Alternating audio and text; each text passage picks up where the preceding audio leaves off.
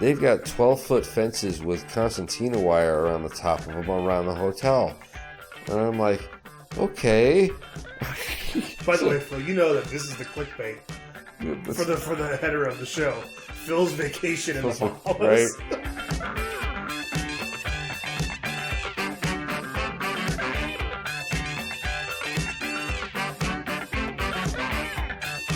The big story is that there's probably a genocide going on right now, right? Turkey is invading Syria.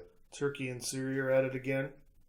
Yeah, well, and we're walking out on the people that helped us fight ISIS. Right.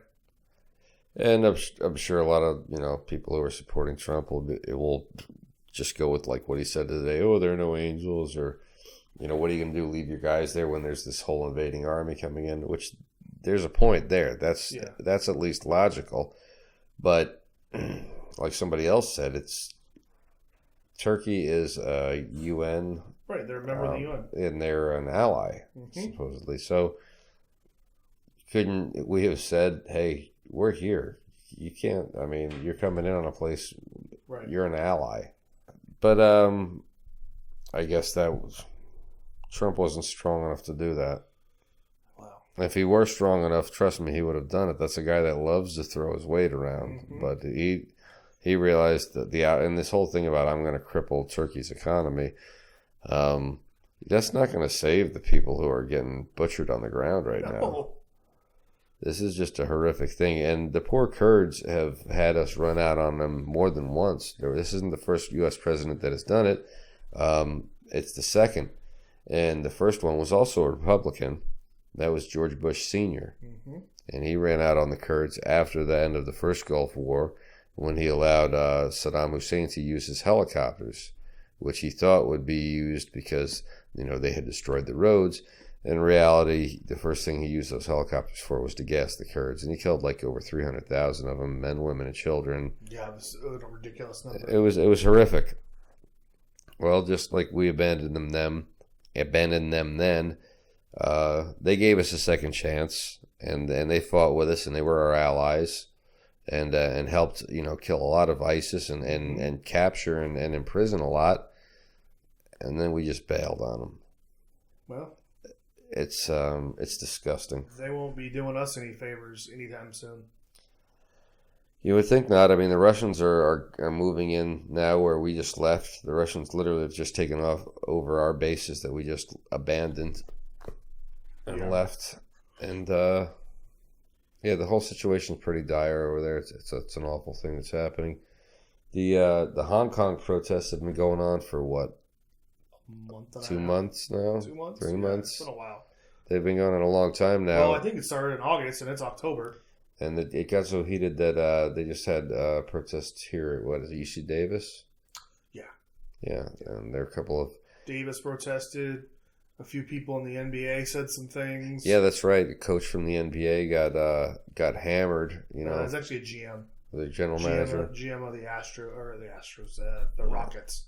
So he voiced his support for Hong Kong and the country of China, the government of China, basically just automatic backlash.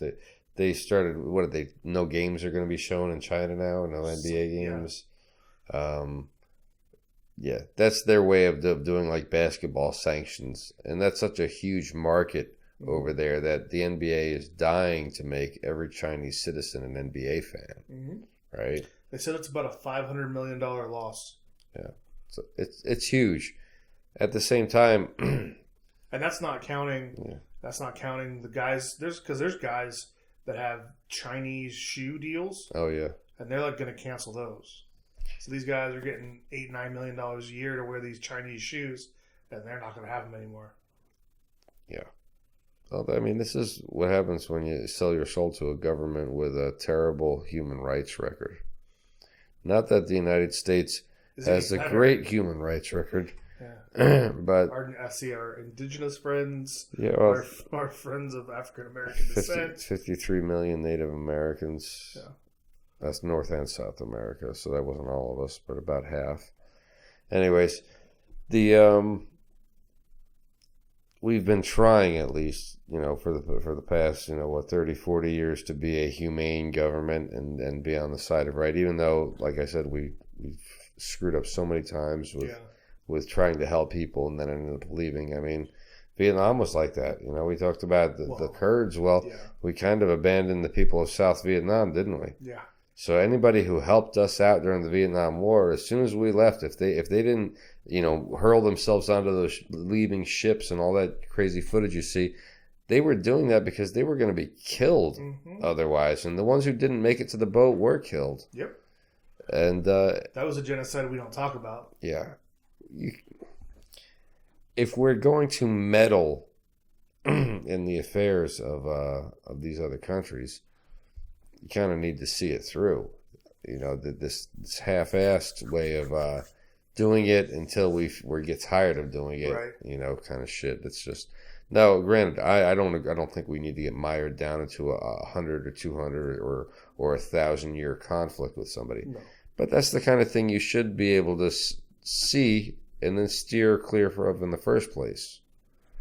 We didn't. I think the problem with the United States is that when there is a problem anywhere in the world, the first place they go to is, why aren't the Americans helping out the good guys? Well, and unfortunately, we've set ourselves up as the police force of the world ever since World War II. Yeah. I mean, when we defeated the Nazis, that kind of came with the and we didn't stop fighting right there. We could have. And this is where the real war, the war between capitalism and communism, really started to take effect. There was that we didn't need to go to Korea. No. Korea was our ally during World War II. Yeah. China wasn't. Right. And so suddenly, after the war, we Anyways. The same thing with Vietnam. Was it Ho Chi Minh right there? Yeah. Ho Chi Minh helped us with in World War II and during the Korean War, I think. And then when it came time, he just asked for help and he wanted to liberate his own country from the French. Of course, the United States aren't going to help him because, we're in the bed with the French. Mm-hmm. And it's just one of those, if you go back to it, I mean, even the first Gulf War was... Yeah. It's all. I guess then we got to get down to the source of the problem. The source of the problem is colonialization, right? Mm-hmm. And that's hard. That's tough to say considering we're living in the colonies, right. In the United States. But at a certain point, it has to stop. It had to stop. Like India. The British left India after World War II, as they should have. And there have been plenty of countries in Africa that were once under British rule that they left. Hong Kong was once under British rule, and then it left. And, it wasn't that long ago. 1999, something like that. Yeah. And so all these things are reverting back to the way they should be. However, the Hong Kong situation is more complex than that because you've had Hong Kong living under British rule for about what seemed like 100 years or more, something like that at that point. Yeah, and so entire generations growing up with British rule, Western influence, Western liberties. Yeah, and all of a sudden they're going to be taken over by a communist power, a much more heavy-handed government. Right, and I could see it, if you've been born with this freedom and all of a sudden somebody's going to take it away, why you would stand up and say no. Although on that UC Davis protest, I did see at least one pro-Chinese person out there, student, that attacked the protesters and tore up one of their signs. Oh, really? Yeah. I didn't hear about that. Crazy little Chinese girl. So, well, there's always two sides, I guess. Being there every day, I see protests probably 3 times a week. So sometimes I don't even know what they're protesting. That's the problem with protests is you go to the state capitol or you go to any big size college, and like you said, you're going to see it 4 or 5 days out of the week. You're going to see some type of protest, whether it's 3 kids or 30. There's times I could just walk up to somebody who's not involved and what are they protesting, and they'll just do the same thing. I don't know. Same thing. Yeah. That's the problem when you have a protest every single day. Suddenly people just stop paying attention altogether. Yeah. The Capitol's like that. They were marching the streets, though. That's...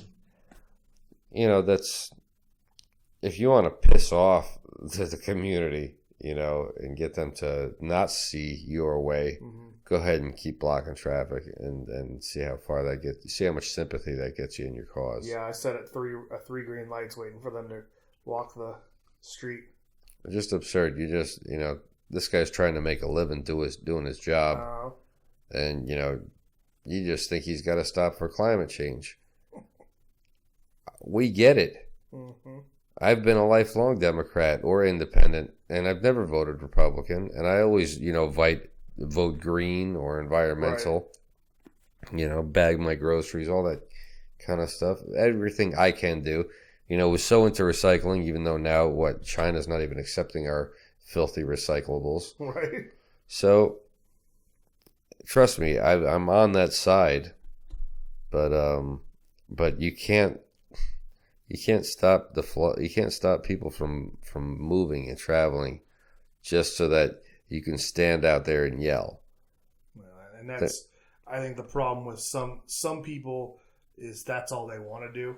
Yeah. Is they want to get out there and scream and yell and kick and make a fuss, but they're not really making a difference by doing that. No, you're right. They got a lot of energy and they want to get, it out somehow. And so great. Take it to the Capitol. They'll rope off a street, and they'll divert traffic away from that area. And maybe Governor Slicky Boy will make an appearance. Right. But for God's sake, stay off of the damn freeways. I mean, I don't drive the freeways anyway, so you're not affecting me. But lucky you, Phil. You've got a lot of people that are, and I wouldn't be surprised if somebody just snaps one day and drives through you. I'll tell you, you block a freeway in Sacramento, yeah, you're getting your ass run over. I mean, you don't see them blocking that shit in New York. New York, I almost had a cop run me over while I was pushing my grandfather in a wheelchair across the street. New York, you don't... And everybody's just like, oh yeah, just walk. You just walk. Yeah. You sprint when you're crossing the streets, and unless the pack's moving. Yeah. You sprint. They don't care in New York.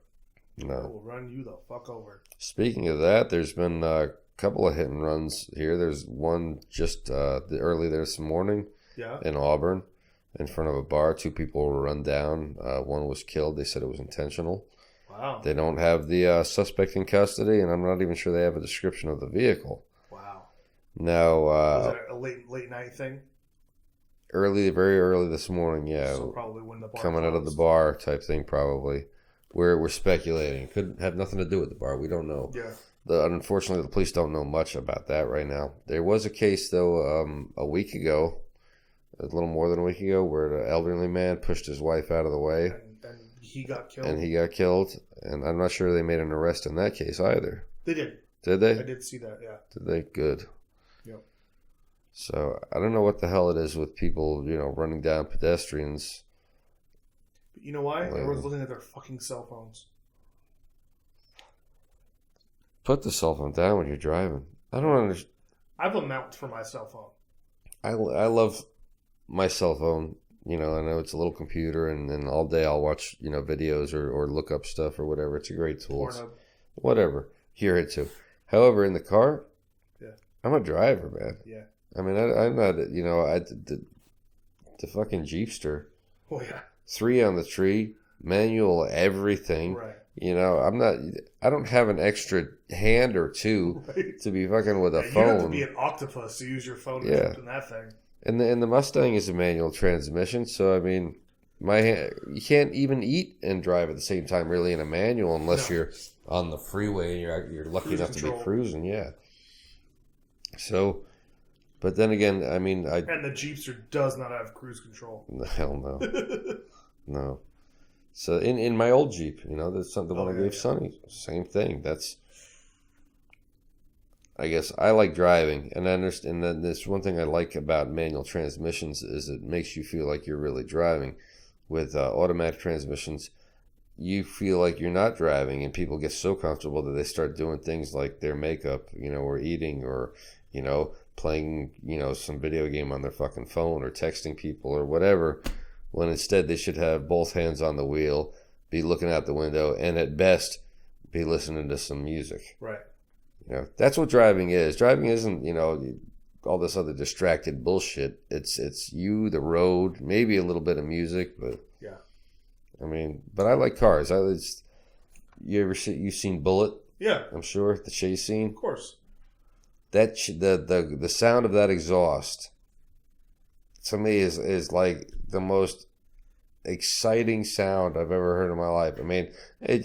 All of my senses, when I hear that, and that's not even a real Mustang sound. They taped the Ford GT40 at like Le Mans and used those exhausts, and that's why they're so just badass. But that's part of the part of the greatness of it. Like a motorcycle. A motorcycle wouldn't be as fun if you didn't have that rev, I don't think. Or you didn't hear it. Yeah. That brings another point, though, is the Harley has a new all-electric motorcycle they've been selling and advertising. That makes me wonder, what does that thing sound like? Does it make any noise, does it? Well, they say you don't need a transmission with an electric vehicle. So is there a transmission? If you had a transmission, you would at least have the sound of winding gears. But if there's no transmission, there's no wind. Yeah, it's going to be an interesting future, a whole different set of sounds, Well, we get the Teslas and we just fall asleep when we drive them. That's some crazy shit. Have you seen that video? There's more than one? Yeah. No, I just mean like the more recent one. Oh, yeah? Like two guys they were in Massachusetts and passed out. I saw that one. There was an Asian couple here in like Southern California. Same thing. They were completely knocked out and somebody's, taping them as they're driving along. And I have to say, kudos to Tesla, because that's pretty impressive that neither one of those resulted in, fatalities and deaths or even an accident. Right. But it's still scary. To me, that's not driving. Like, you know that our former co-host from The Pilot, she works for Tesla now. Yeah. Okay. So yeah, Brittany Wonder. Yeah. She's I love Tesla. I think one day we're gonna have to edit The Pilot together. Yeah. Since it was kind of a clusterfuck. Oh, Jesus. And just air it because Brittany said it. Right. I was just listening to like our first episode, and there is no video with that. That was strictly an audio episode, I think. No. That's not the first. The pilot is. I don't think we ever aired that. Yeah. They're saying the pilot is with Brittany. Yeah. The first episode is just you and me. Yeah. The one with Brittany there is video. Is there? Yeah. I have to find that. It's somewhere in that clusterfuck of a mess you have. No shit. So much stuff that doesn't actually get shot or get aired, rather. Right. Yeah. I know everyone keeps asking me when I'm going to start editing the taco festival, and I was like, I'm going to have time. How many matches were? Way too many. Oh wow. Good thing is it's one camera. Oh, there you go. That's not hard. There's no commentary.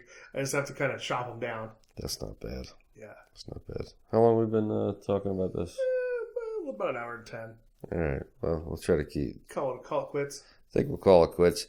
I know we were all over the place with this episode. Isn't that what we normally do? That's normally what we end up doing, unless we get focused on one particular topic. It's like chicken sandwiches or. But speaking of which, I heard they're coming back soon. Awesome. Well, we're gonna. Are we gonna do the taco test next, right? Yeah, next time you've got a weekend, we're gonna do another episode where we take the car out and we'll either hit like Chando's or we can find something even more obscure. We'll find all kinds of places. There's this rule I have that if it's a taco, I'll probably eat it. Okay. There's a couple of hole in the walls here in the north area that are interesting. And then, like I said, if you're really brave, there's always we can just cruise around here until we see somebody actually barbecuing in the street again. Oh, no. No.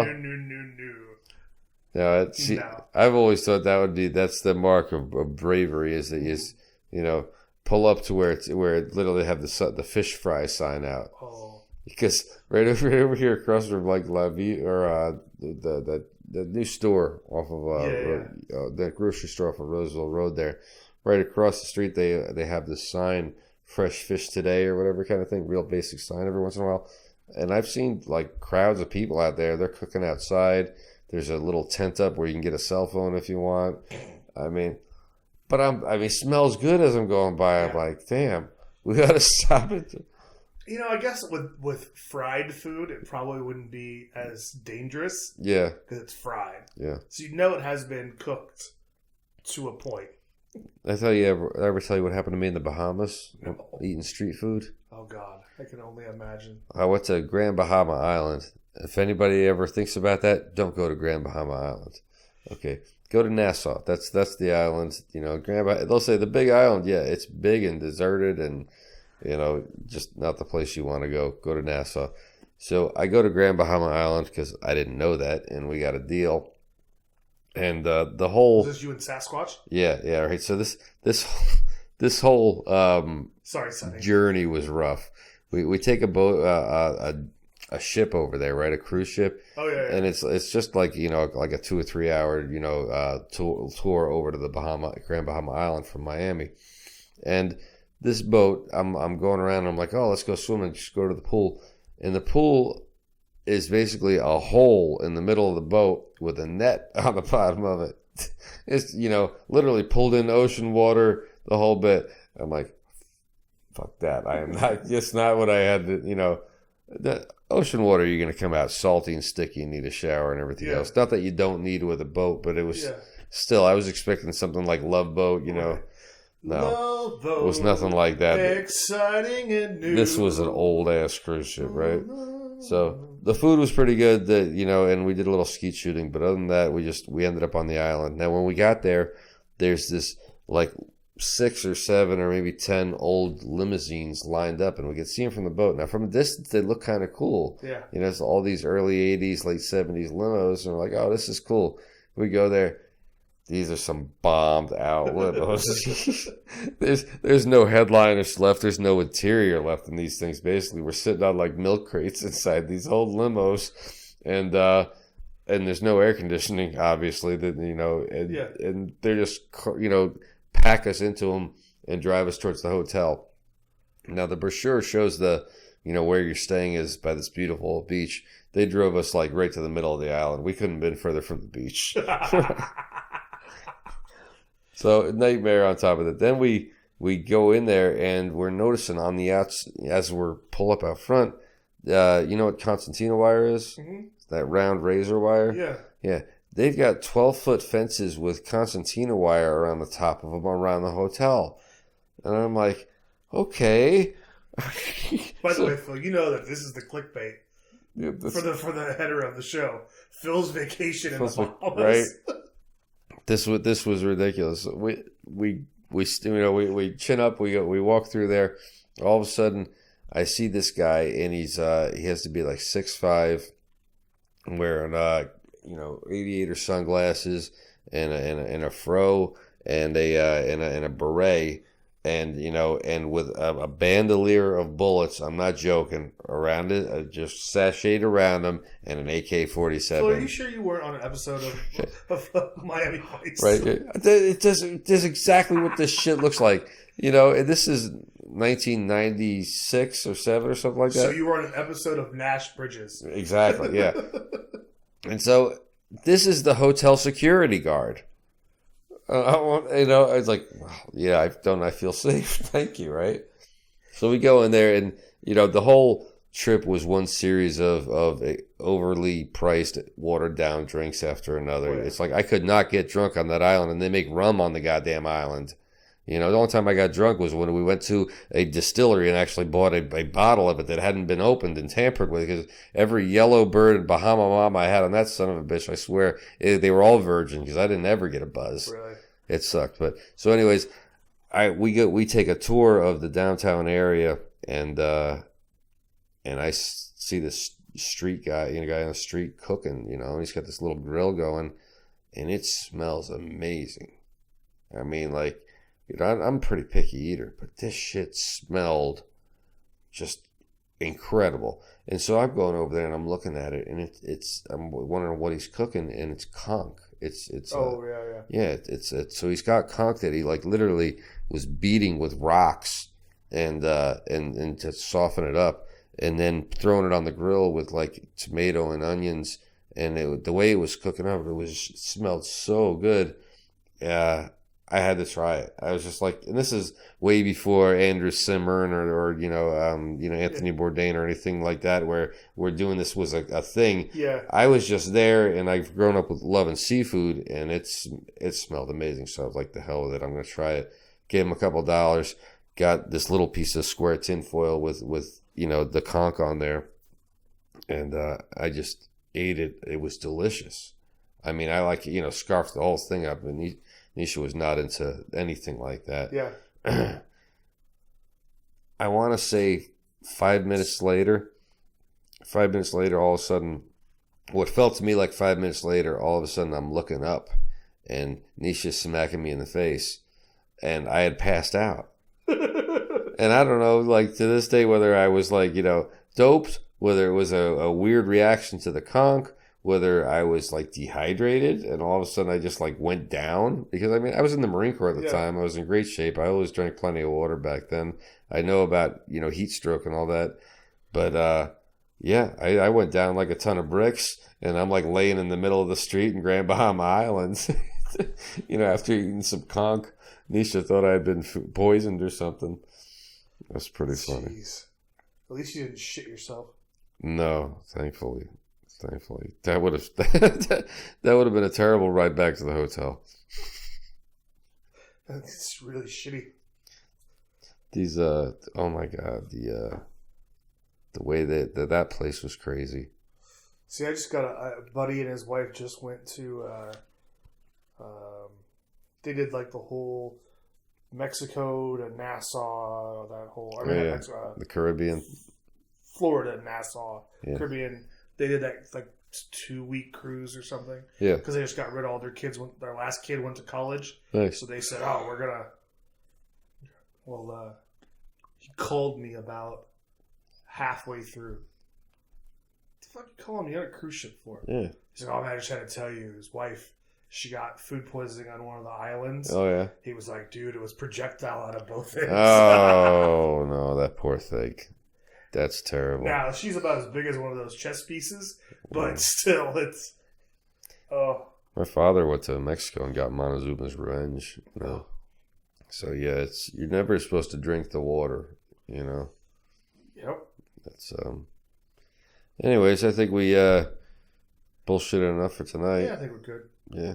All right, guys. Thanks for watching. I understand our average watch time is 7 minutes, so anybody made it past that, thank you. And for all of our 83 or 84 subscribers, thank you. And for all of the 60 or so that have been clicking on our videos lately, thank you. We really appreciate you. Yes, absolutely. I hope you guys tell your friends and follow us on all the social medias. Yeah, and let us know if you prefer this setup, if you prefer the other setup, if you think we should just shoot everything from the car from now on. It's give us a heads up. What do you think? If you think we should add people to the show, let us know. Yeah, we're always open to bring some more guests on. That's about it. I'm Phil DeSaro. I'm Alexis Starevko. And thanks for watching Cities of Blood podcast.